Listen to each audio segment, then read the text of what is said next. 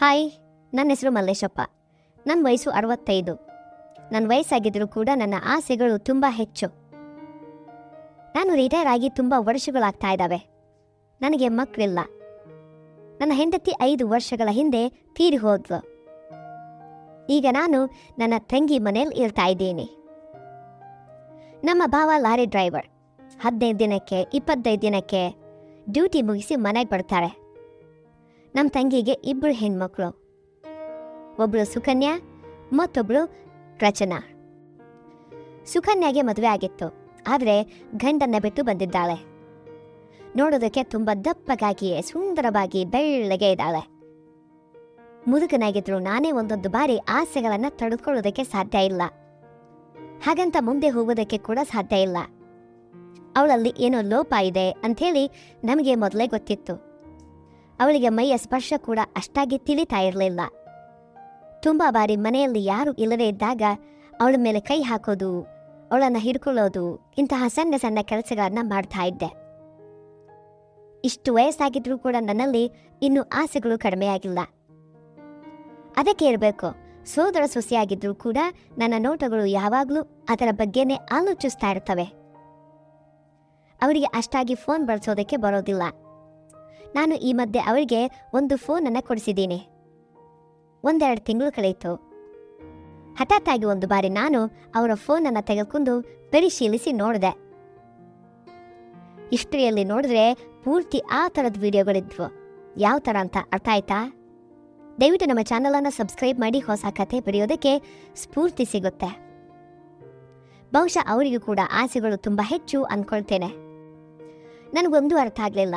ನನ್ನ ಸೋದರ ಸೊಸೆ ತನ್ನ ಗಂಡನನ್ನ ಗಂಡಸಲ್ಲ, ಯಾವುದಕ್ಕೂ ಉಪಯೋಗವಿಲ್ಲದ ಮನುಷ್ಯ ಅಂಥೇಳಿ ನಮಗೆ ಮೊದಲನೇ ದಿನದಿಂದಲೇ ಹೇಳ್ತಾ ಇದ್ದಾಳೆ. ನಾವು ಅಷ್ಟಾಗಿ ಅಂದ್ಕೊಂಡಿರಲಿಲ್ಲ, ಯಾಕೆಂದರೆ ಅವಳಿಗೆ ಮೈಂಡ್ ಸರಿಯಾಗಿರೋದಿಲ್ಲ. ಒಂದೊಂದು ಬಾರಿ ಚೆನ್ನಾಗಿ ಮಾತಾಡ್ತಾಳೆ, ಇನ್ನೊಂದು ಬಾರಿ ಹುಚ್ಚಾಗಿ ಮಾತಾಡ್ತಾಳೆ. ಹಾಗೆ 3 ತಿಂಗಳು ಕಳೆದ ನಂತರ ಅವರು ವಿಚ್ಛೇದನವನ್ನು ಪಡೆದು ಬೇರೆಯಾದರು. ಇವಳಿಗೆ ಓದು ಕೂಡ ಅಷ್ಟಷ್ಟಾಗಿಯೇ ಇರುತ್ತೆ. ಅವಳಿಗೆ ಅಷ್ಟೊಂದು ತಿಳುವಳಿಕೆ ಬುದ್ಧಿವಂತಿಕೆ ಕೂಡ ಇಲ್ಲ.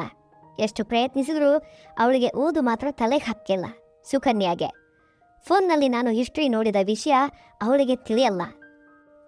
ಒಂದಿನ ನನ್ನ ತಂಗಿ ಮೈ ಹುಷಾರಿಲ್ಲ ಅಂಥೇಳಿ ಅವಳ ಅತ್ತೆ ಮನೆ ಹೋಗಿ ಅಲ್ಲೇ ಹತ್ತಿರದಲ್ಲಿರುವಂತಹ ಆಸ್ಪತ್ರೆಯಲ್ಲಿ ಚಿಕಿತ್ಸೆ ಮಾಡಿಸ್ಕೊಂಡ್ಬರ್ತೀನಿ ಅಂಥೇಳಿ ನನ್ನ ಮುಂದೆ ಹೇಳಿ 3 ದಿನಗಳ ಕಾಲ ಇದ್ದು ಬರ್ತೇನೆ ಅಂಥೇಳಿ ಹೇಳಿ ಹೋದ್ಲು.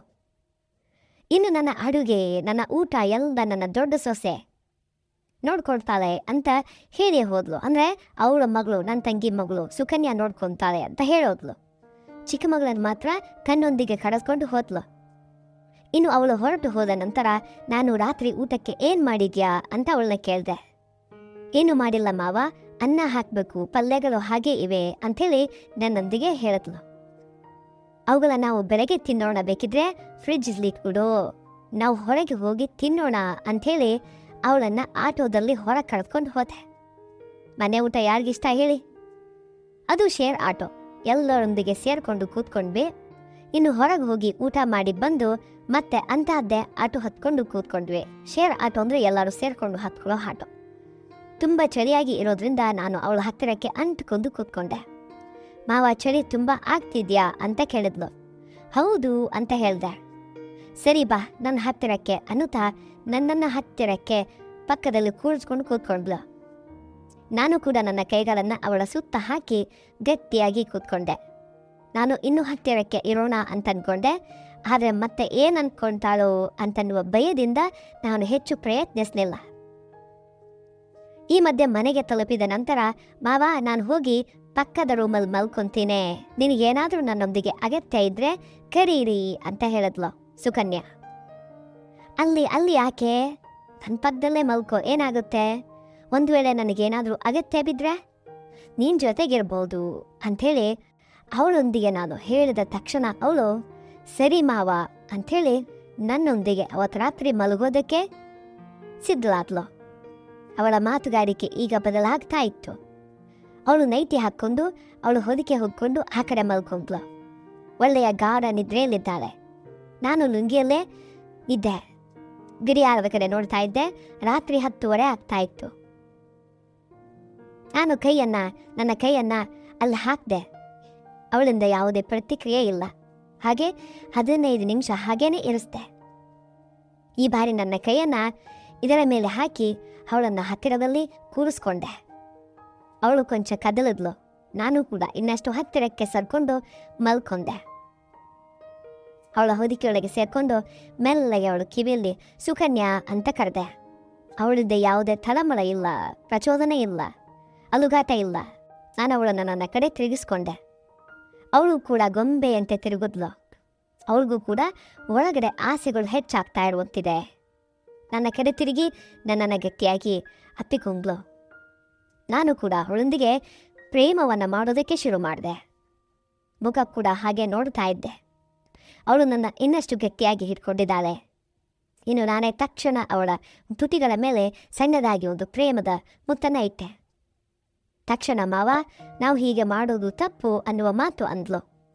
ಆ ಮಾತು ಕೇಳಿದ ತಕ್ಷಣ ನಾನು ಶಾಕ್ ಆದೆ. ಏನು, ಇವಳಿಗೆ ಬುದ್ಧಿ ತಿಳುವಳಿಕೆ ಕೆಲಸ ಮಾಡ್ತಾ ಇದೆಯಾ? ಯಾಕಂದರೆ ನಾನು ಹುಚ್ಚಿ ಅಂತ ಅಂದ್ಕೊಂಡಿದ್ದೆ. ಇದನ್ನೇನಾದರೂ ಮನೆಯಲ್ಲಿ ತಿಳಿದ್ರೆ ಮುಗಿದೋಯ್ತು. ಬೆಳಗ್ಗೆ ನನ್ನ ತಂಗಿಗೆ ಹೇಳಿ ಮನೆಯಲ್ಲಿ ನನ್ನ ಮರ್ಯಾದೆ ತೆಗಿತಾಳೋ ಏನೋ ಅಂತ ಅಂದ್ಕೊಂಡೆ.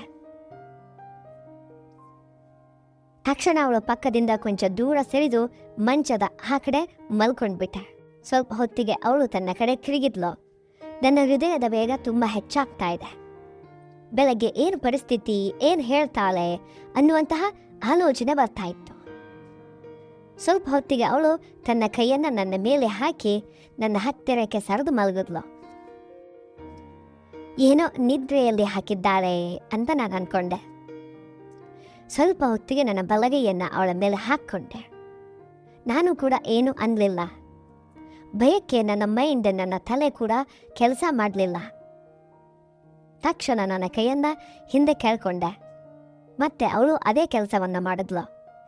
ಸೊ ಅವಳಿಗೂ ಕೂಡ ಆಸೆ ಇದೆ ಅಂತ ಅರ್ಥ. ಹಾಗಿದ್ರೆ ಅವಳು ಮನೆಯಲ್ಲಿ ಹೇಳೋದಿಲ್ಲ ಅಂಥೇಳಿ ನಾನು ಖಾತ್ರಿ ಮಾಡಿಕೊಂಡೆ. ನಾನು ಅವಳ ಕಡೆ ತಿರುಗಿ ಮುಖಾಮುಖಿಯಾಗಿ ಒಂದೇ ಹೊದಿಕೆಯಲ್ಲಿ ಮಲಕ್ಕೊಂಡೆ. ಸುಕನ್ಯಾ, ನಿನಗೆ ಸಂಸಾರ ಗೊತ್ತಾ ಅಂತ ಕೇಳಿದೆ. ಗೊತ್ತಿಲ್ಲ ಮಾವ, ಈ ಮಧ್ಯೆ ಏನೋ ಆಸೆಗಳು ತುಂಬ ಹೆಚ್ಚಾಗ್ತಾ ಇದ್ದಾವೆ. ಏನೋ ತಿಳಿತಾ ಇದೆ ಅಂತ ಅನ್ನಿಸ್ತಾ ಇದೆ.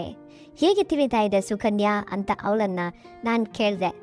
ಅದಕ್ಕೆ ನೀವು ಕೊಡಿಸಿದ ಫೋನ್ನಲ್ಲಿ ಕೆಲವೊಂದು ವಿಡಿಯೋಗಳನ್ನು ನೋಡಿದೆ. ನಾನು ಅದರಲ್ಲಿ ತಿಳಿದುಕೊಂಡೆ.